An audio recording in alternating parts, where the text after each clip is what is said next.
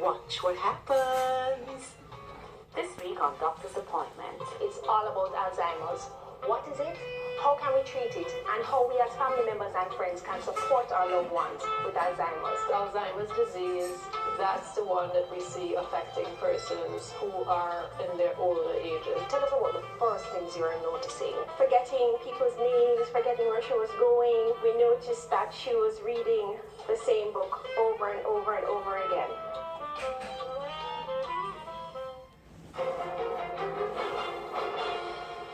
Thanks for staying with us, and a special welcome to viewers on onespotmedia.com. Tell the truth and do a proper investigation. That's the response from Kurt Fraser, the policeman who reportedly left the scene of the controversial police shooting Saturday night in Spanish Town, St. Catherine. In an exclusive interview with TVJ's Kirk Wright, he said much of what's being said is not true. Kurt Fraser, who is now in hiding, says he intends to turn himself over to the police, but says he fears the outcome because of what he calls the negative news that's been circulating in the media since the shootings Saturday night. Mr. Fraser admits that on Saturday night, he, his colleague who died, and the one now in lockup, was at the entrance of a dance that was in session at Sh00ting Park off Old Harbour Road in St. Catherine, contemplating if they should go inside. He says they saw policemen at the venue who appeared to be working. Mr. Fraser says while he and his colleagues were outside the venue, he heard two loud explosions and saw men running and entering a Tida motor car with guns in hand. Mr. Fraser says he and his team went into their car and chased the men. During the chase, he said, on approaching the intersection of Featherbed Lane and Old Harbour Road, they realized that they were also being chased. Mr. Fraser says he was sitting in the front passenger seat. I was looking all around here. When I looked behind, I saw this white Honda Civic. It was one of these new Honda Civic. And to my recollection, this Honda Civic was also at the venue. Yeah, at the venue. So I saw it come, why this car come to my attention so far, it did the same thing that we did. It come at the intersection and come on the right hand side of the road. And cross the road as fast as us. And by that vehicle crossed the road, that vehicle came up. I was watching why this vehicle was traveling so fast. Then I just hear a lot of loud explosion and feel a lot of splinter flying all over in my back and face. And actually feel the vehicle was getting hit from, and from my experience, it was gunshot. Mr. Fraser says the persons in his car were returning fire, but that it did little to ward off those in the car chasing them. He says their vehicle eventually crashed and he lost consciousness for a while. When I was regaining consciousness, I was looking around. I saw a black car, I think it was one of those food cars. I came up there and I saw this man come out where I recognize he was a police officer. Why I know he was a police officer, he had on a leg holster. And I don't remember if we had hailed up each other at the dance, at the front of the dance, because they were at the front of the dance. Yeah, I recognize him come out of that vehicle with some other men. And that vehicle that we intercept, that we colliding, I saw when he go over there and fire shot in that vehicle. In that, I think it was a gray AD wagon. Yeah. And I heard when a man was saying, "Is my son, you're killing my son. Is my son that my son don't do anything, something to that effect." And then that man now left from over there and come over to where my vehicle was and shot Corporal Williams in I think it's the head or face. Constable Fraser says shortly after, a crowd gathered and that he was able to recognize a police vehicle nearby and called out for help. So I pulled the door and come out, I saw a police jeep come there, and I pull it and just pull the police jeep and said, "May I beg you to take me to the hospital, because they want to kill me, And when I look, I realized that I saw a policeman who was in the vehicle that he was like confused too.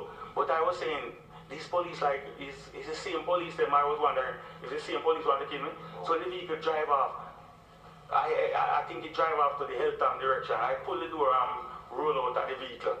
And While he was driving, or it just stopped? no, it was driving, but I think it slowed down at a bad spot at the road.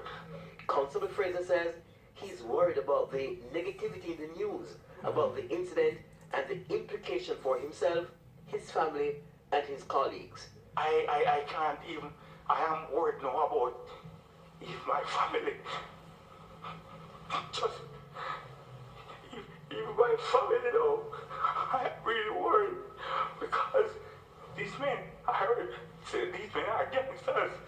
I'm learning now that the men that chase our vehicle are gangsters. Oh, I'm worried now.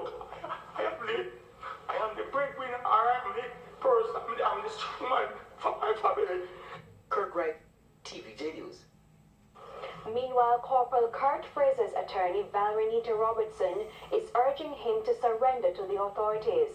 Mrs. Nita Robertson dismissed media reports that her client was a road cop. The attorney asserted that her client was on a legitimate operation with his colleagues.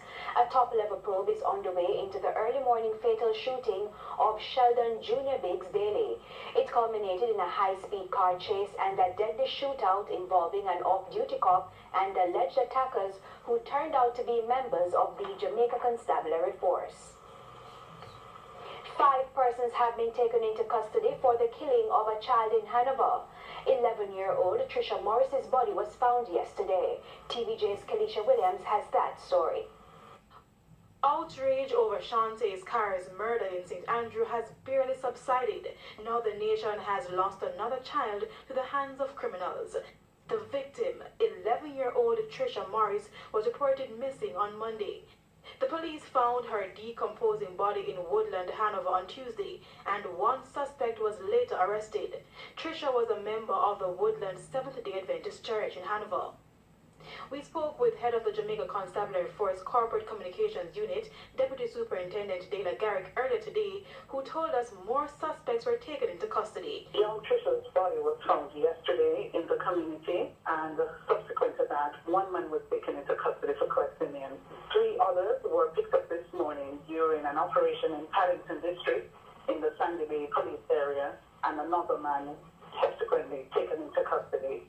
When we visited the community on Wednesday, there was a tense calm in the area as residents bemoaned Trisha's death. We were told Trisha was actually on her way to church when she met her untimely demise. We are very traumatized, shocked. Trisha, we wasn't expecting this kind of tragedy in such quiet community of Woodland. This community was moved, very shaken by Trisha. Trisha is there. She's a friendly person. Friendly child. Yes, helpful. And she loves to play. Where she was going when she left here? Church. She's a member of a church? Yes, Seventh-day Adventist. But they did have social in the evening after church. Kelisha Williams, TVJ News. There are more concerns about the closing times for businesses during the state of emergency. The concerns come from players in the tourism industry. TVJ's Kelisha Williams reports. White sandy beaches and turquoise waters, just some of the reasons tourists visit the second city. But in recent times, the upsurge in crime has had operators in the tourism industry worried. Now, with a second state of emergency declared in St. James in less than 2 years, concerns as to whether visitors will be staying away from the popular resort town. A state of emergency will affect our industry. How bad it will affect our industry, we don't know. Chapter chairman for the Montego Bay Hotel and Tourist Association, Robert Russell, conceded that tourist arrivals in St. James in 2018 during the state of emergency was relatively high. But now there is uncertainty about what will happen this year. For instance, the business hours for operators in the entertainment industry is earlier than the time allotted during the 2018 SOE. I've seen the new closing times, which is what was implemented the first time, which is 12 o'clock for clubs. I think that is a little early for clubs. I think clubs, later on in the SOE last year, clubs were able to open till 2 a.m. We're hoping that we can get that 2 a.m. or even a 3 a.m. Closing call.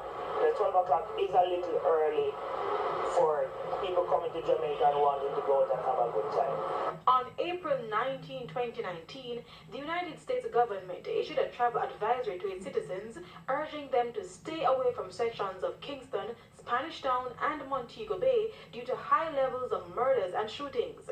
While Mr. Russell agreed that the implications of not having a sustained security presence in the parish is far greater than the inconvenience, he said the government needs to find a permanent solution to the rising crime levels. I'm hoping that they're able to implement those long-lasting changes that we are expecting.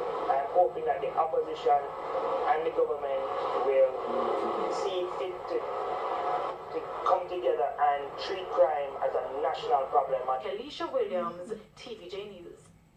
Still ahead tonight, gas price manipulation, a revelation that Petrojam board members